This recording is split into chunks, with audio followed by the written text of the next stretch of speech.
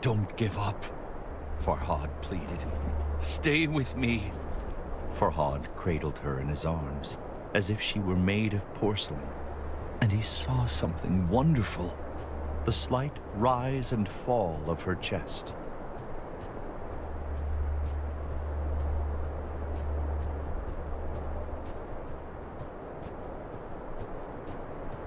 I will take you home, Princess, Farhad whispered.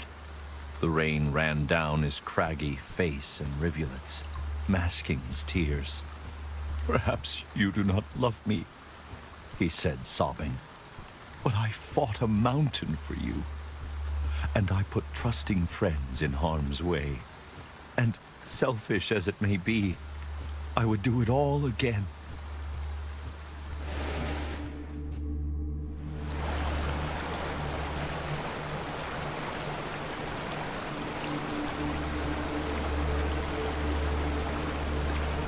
As Farhad walked, Shirin started murmuring. Farhad leaned close. She whispered but a single word. Khosrow. Suddenly, it all made sense to Farhad. The stone carving. The two were the perfect couple. The king of Persia and the princess of Armenia. How could a lowly sculpture question such a union?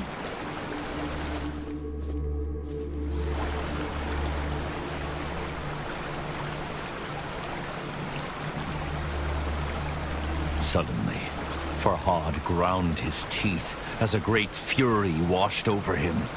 Not at Shirin, or even Khosrow, but at himself. What was I thinking? How could a princess love someone like me?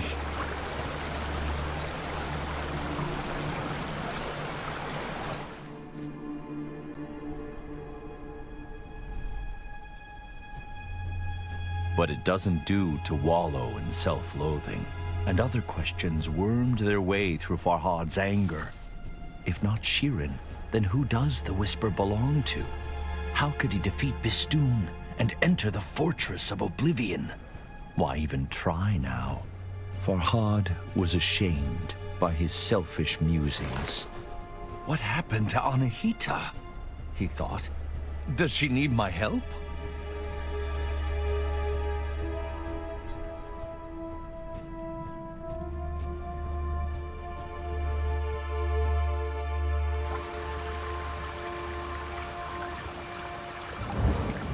Lost in his wretched thoughts, Farhad nearly failed to notice something alarming. Shirin's dainty feet were turning gray. I can't feel my legs, Shirin mumbled.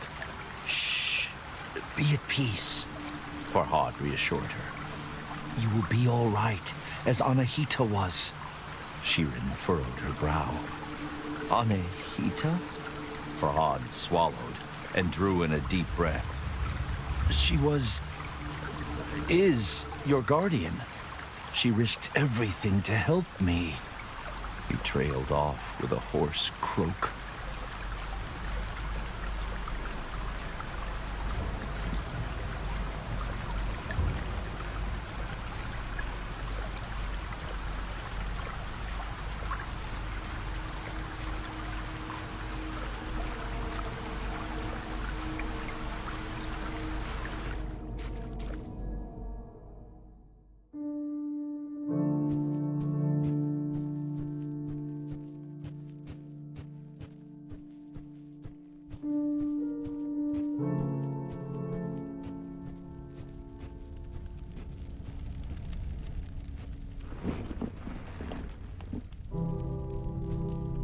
I should check the rift is still sealed, Farhad thought, recalling the memory stone.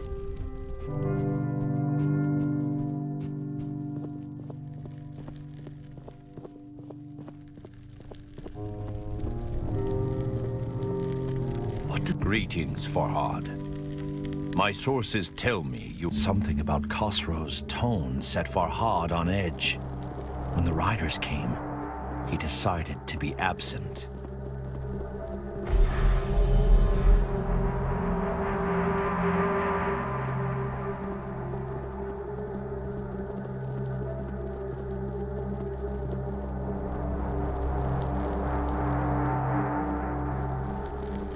Greetings, Farhad.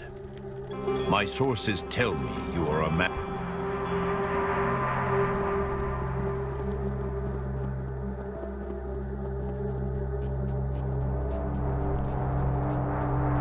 My lady, Farhad began. Forgive me. I could sit here by your side for 100 years, and the gentle rise and fall of your chest alone would sustain me. Farhad swallowed a sob. But I cannot stay. Anahita, the one I mentioned. I must find her, but do not be afraid. The king's men approach like thunder. You will be safe with them. Safer than you ever will be with me. And with that, he gently kissed his love on the forehead and resigned himself to never seeing her again.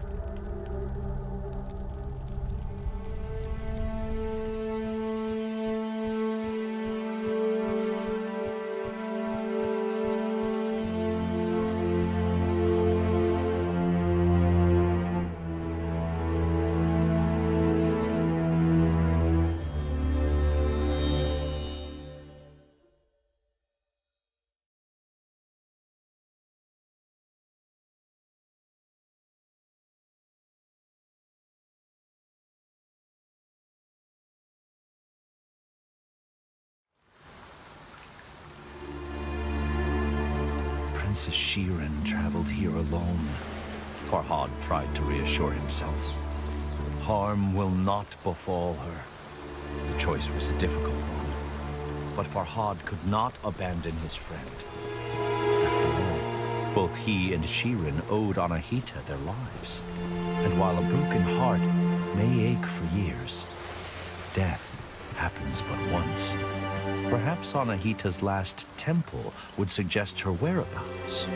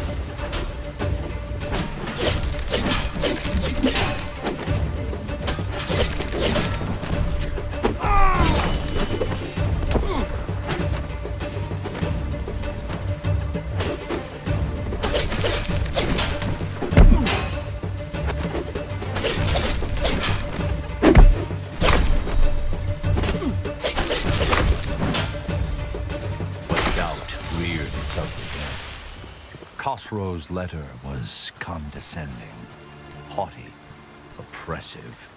Shirin would no doubt be safe with the king, but at what cost?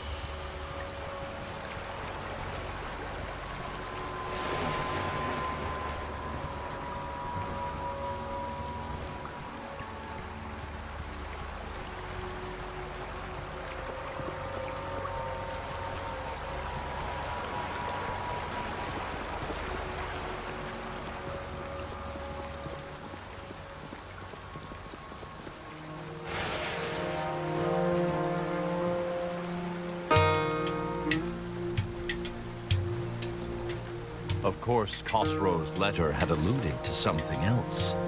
An agreement between Farhad and the king. Why does he want passage through Mount Bistun? Farhad wondered. And what wish does he speak of? Could it be Shirin? The thought angered Farhad. The princess was not a prize to be awarded.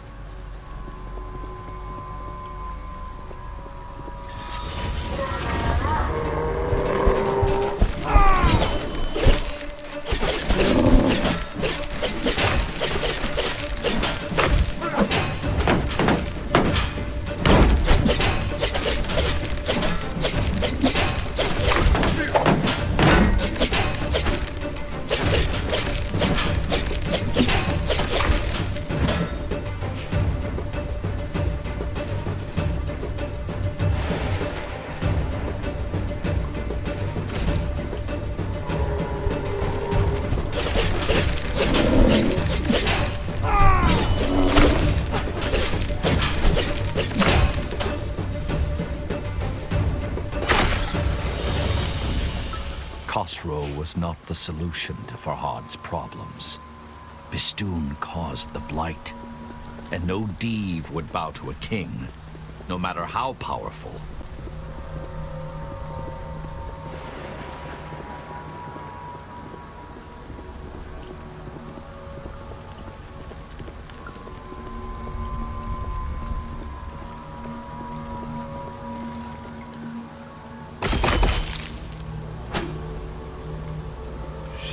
Back in her castle now.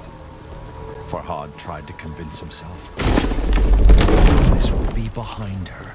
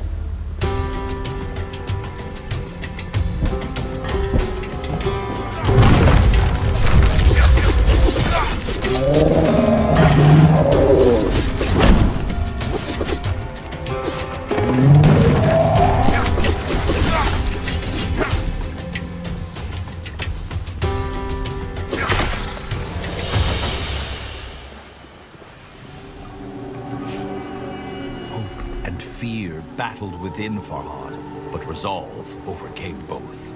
This time, he knew what had to be done.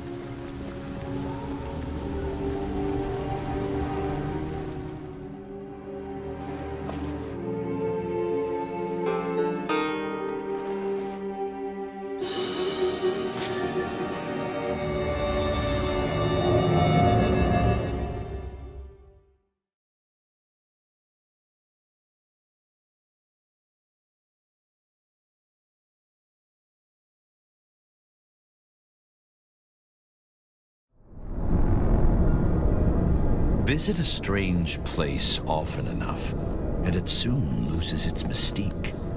But this was the memory stored within all Seed's heart. A story Farhad needed to know. What is this for, Farhad? What is this for? It looks like some sort of mold.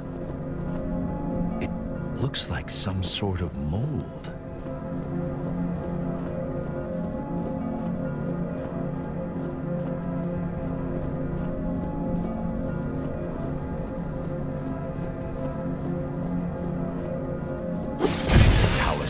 stone shattered. Molten iron flowed, hot and angry. Farhad scoured his memories for all Seed's last words. To kill a mountain, build something new. The mountain was clear, but build what?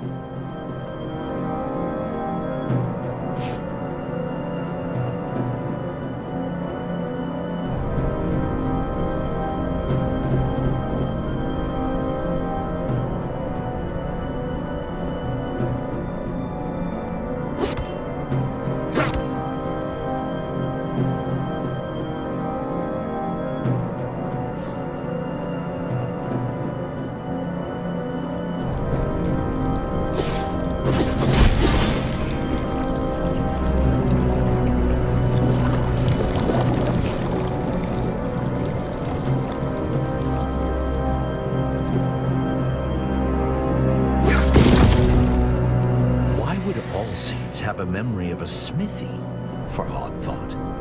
After all, fire and trees do not usually well mix.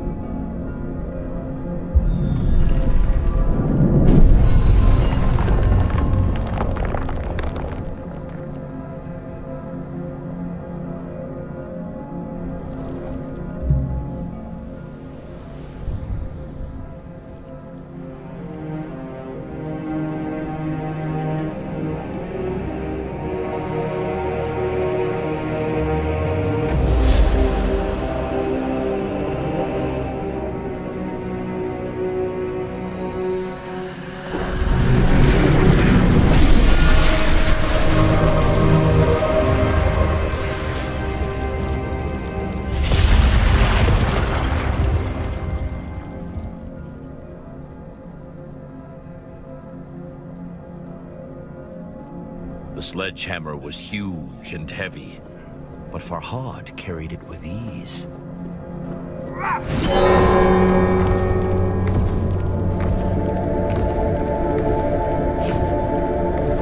As he rounded the corner in the floating path, a gasp escaped Farhad's lips.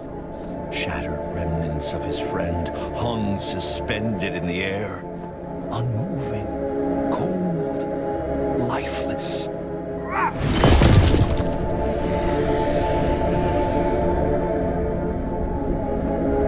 Do not ask for whom the bell tolls, Dave, Farhad shouted into the darkness.